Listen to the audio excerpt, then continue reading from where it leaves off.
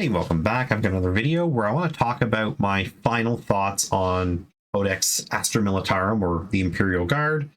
And I haven't changed my opinion. This is a really fun book. I really liked it when I first read it. I liked it when I was hearing about it on YouTube through different people that were reviewing it and playing games with it. I haven't changed my opinion on 9th edition, and I'm really hoping that 10th edition comes this summer and really shakes things up. Clearly, from the codex itself, you can tell that they're not going to shake much up unless GW really thinks that people are going to be okay buying this book and like the World Eaters and whatever else they stick out in the next 5 months, and then having it all like just, wiped out down to index books again. I just don't see that happening. I'm not saying that they wouldn't do it because they've done it before, but I don't think 10th edition is going to be that big of a shakeup. I'm just hoping there's some key changes. For the most part, though, this book fixes a lot of my main problems, but it still leaves me with one. I have not felt like the Guard were the Guard for probably pretty close to 10 years at this point. The last time the Guard felt like Guard was 6th edition in my mind. By the time we were into 7th, we were getting like the Scions were their own thing that were being like tried to have their own book, and then they got mashed into the main book instead of Stormtroopers. And for the most part, fine. I get it, trademark stuff that they're doing, but sorry. When you get to 8th, we lost platoons. The way the Guard just kind of felt was wrong, but at the same time, at least we still had our regiments for the most part. And it did even bring back the doctrines to an extent, what we were able to pick for them. So 8th edition, I was pretty happy, minus the platoon thing and a couple of other little things that really aren't that big of a deal anyways. And then 9th came along and totally broke the way I played Guard because of how the detachments worked and how they had changed. And the last few years, I tried to get into 9th and just couldn't, because I don't like the rule set, and my main army it didn't play the way I wanted to play them.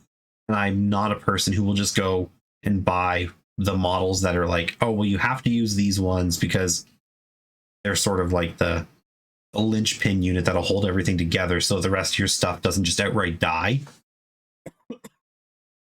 I don't build meta lists. I don't care what other people are doing that works. I want to build my own list and design it the way I feel it should look. And it was hard to do that because of the limitations in list building we had. Now that's slowly gotten fixed.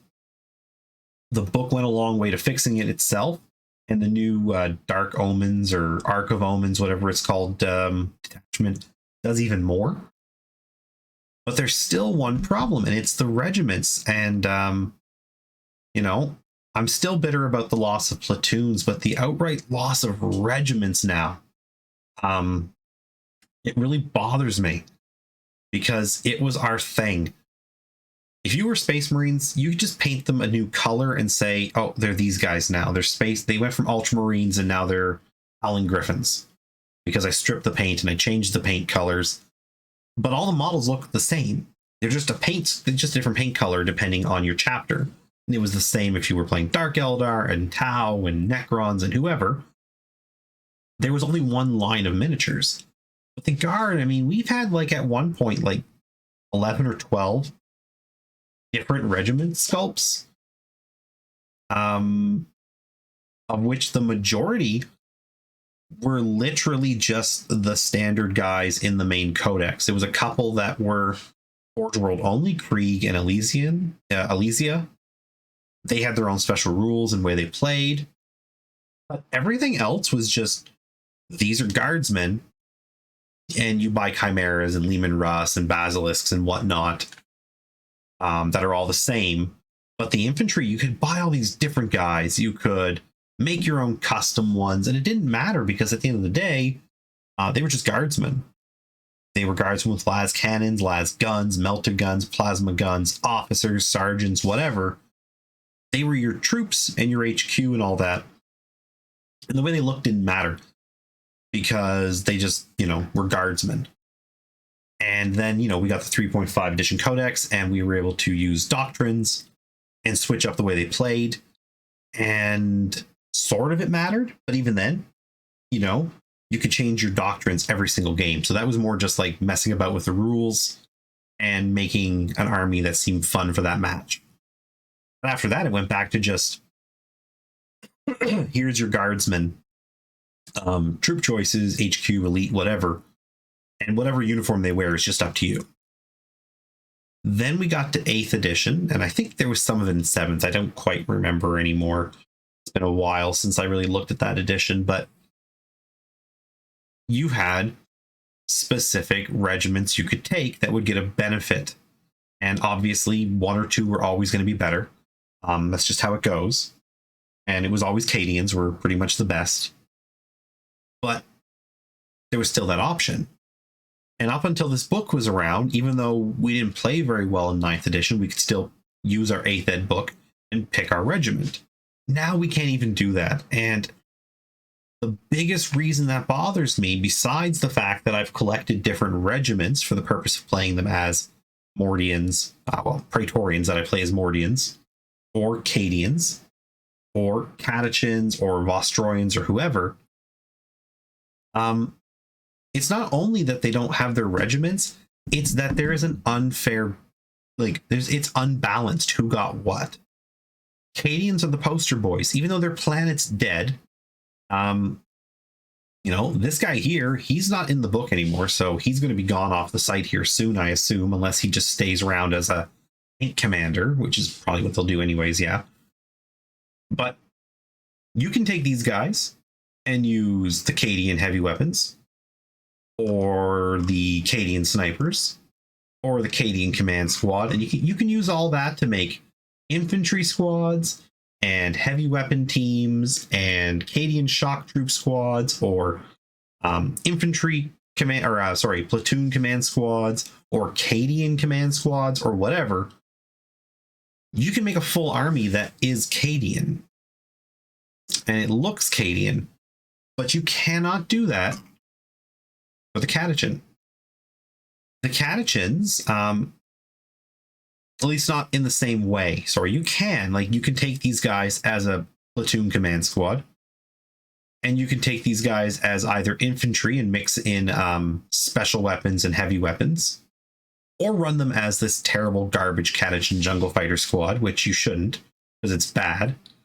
And the people who designed the rules for it, the people who play tested those rules, somebody should have pointed out how garbage they were.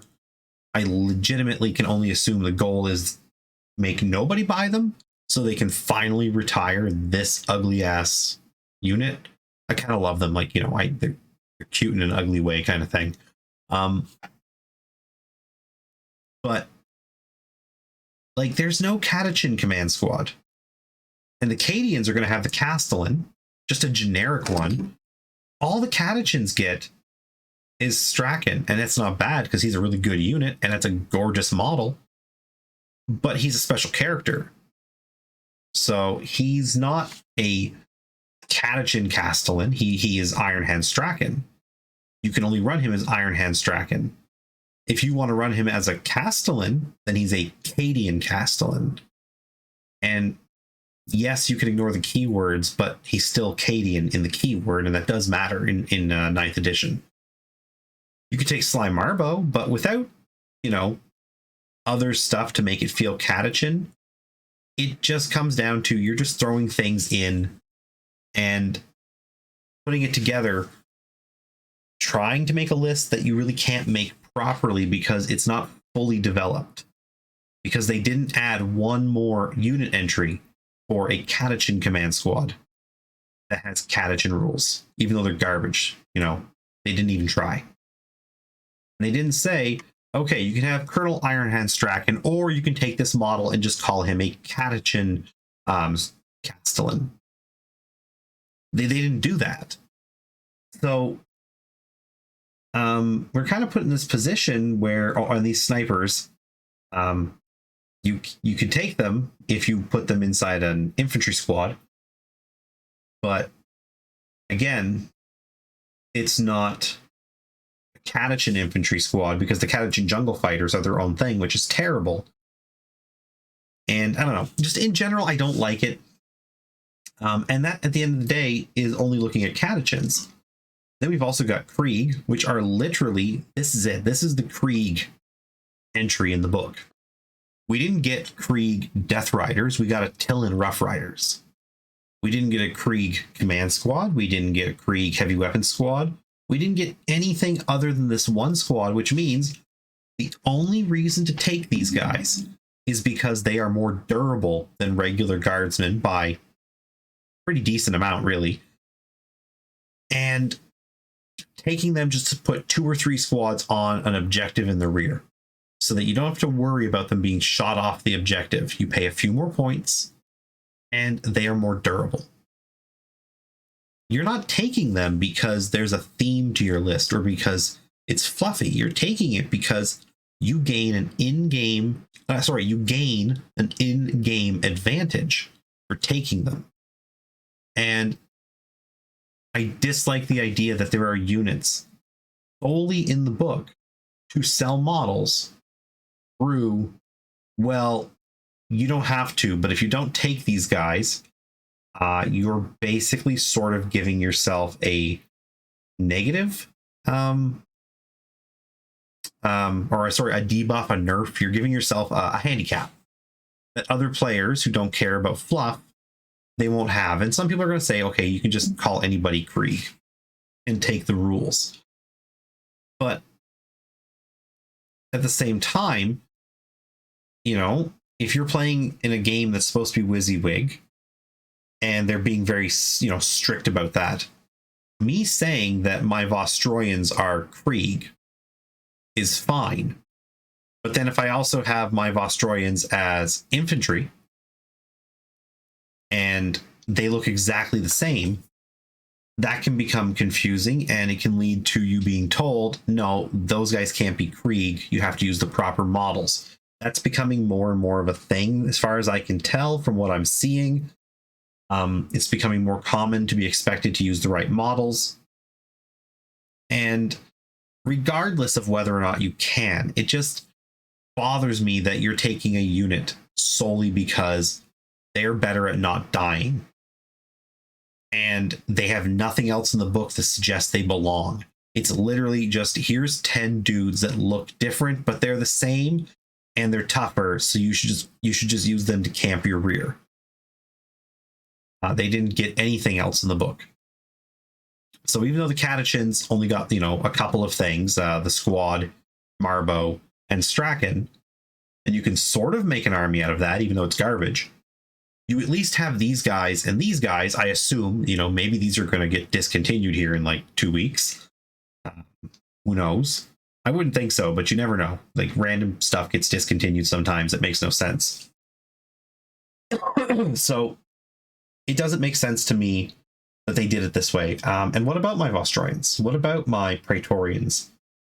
Why didn't they get their own data sheet? Someone might say, well, they can't all have their own data sheets, but that goes back to then have one data sheet and then have an option to just give them a keyword that gives them a bonus. If they're Cadians, they get this. If they're Catachans, they get this. If they're Vostroyans, they get this. This is just another case of Games Workshop making changes to the game in a way that sort of limits the choices I have as a player. Yes, Vostroyans are discontinued, and Mordians are discontinued, and Praetorians have been discontinued for 22 years or something. But I have them. People have been making these guys. Games Workshop used to tell us how to make Praetorians, and they still have told us how to make Ventrillans, which are essentially just the modern plastic kit bash version of a Praetorian. Why didn't they get a keyword? I mean, they never had a box set. You just did some kit bashing. You made them. And this is what I'm talking about. The book is good, but I'm just not sold on this lack of regiments. I'm not sold on the way they gave everything to Cadians you know, you can make whatever you want with Cadians. But if you use the other regiments, it makes no sense. And then, like, you know, you got God's Ghost unit. It's in the book. Why? Why didn't we, you know, why didn't you make a new Gaunt's Ghost unit? You know, make a box of 10 guys that are Gaunt's Ghosts. Everybody wants to buy that anyways.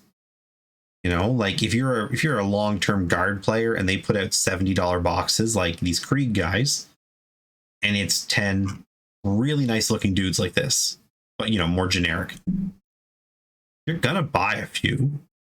I mean, I have no need for it, but if they put out a box of 10 Tanith, I'm gonna buy 3 or 4 minimum. I know that I shouldn't, but I'm going to. And that's what I'm getting at. It's basically taking away the way we can build our armies. And also, if I put my Vostroyans on the board, they're just infantry. There's nothing special about them. They're not the Vostroyans anymore. I can tell my opponent, oh, these are the Vostroyans, and they have a proud history, and it means nothing because they get nothing on the tabletop. And this is just a rant at this point. I'm going to stop it because of that, but that's my gripe with this book. It just doesn't feel unique. It just feels like they just pushed everything that there was left over at this point after diluting the guard down to the most basic units they can get away with. And then just saying, this is your list. You can make pretty much anything you want. You're going to feel really special if you're Cadian, except everybody plays Cadian, who's, you know, only been playing for a decade or so, because that's basically what's been available to them. Except for the few people who, for some reason, were newer, and yet were still drawn to these ugly old catechins. Bought them, and now they've got a whole bunch of catechins that, well, they can't use any of the special weapons that they bought 6 extra command squads for to get. They can push these into heavy support, but, you know, the other option is just to make regular infantry squads, but then they get no bonuses. They're not catechins, they're just infantry. Yes, they're catechin infantry. And yes, that's a catechin platoon command squad, but there's no special rules for playing them that way. The only special rules the catechin players get are for this terrible, poorly designed squad of men. They don't play well. They're never going to play well as it stands because they are not good at the thing that their bonus gives them. Their special rule is for combat, and they're not better at combat than these guys. They're not better at combat than any of them because nothing was made unique unless they're Cadians, because even though their planet died and there's, like, you know, should be a lot less of them, they're apparently still everywhere and are special. Anyways, sorry about the long rant. I've just been so busy with Christmas and finishing up work before Christmas and my family, and we had like several days of power outages, and then my family was supposed to go on a flight to go see my parents and her parents and stuff and get our kids down to the grandparents, but then that got canceled, and I was supposed to have like a week to like work on my hobby stuff like in peace and quiet, and that just didn't happen. So I'm having a great holiday, but it's not as peaceful as I thought it was going to be, and it's a little rushed because of the power outages and stuff.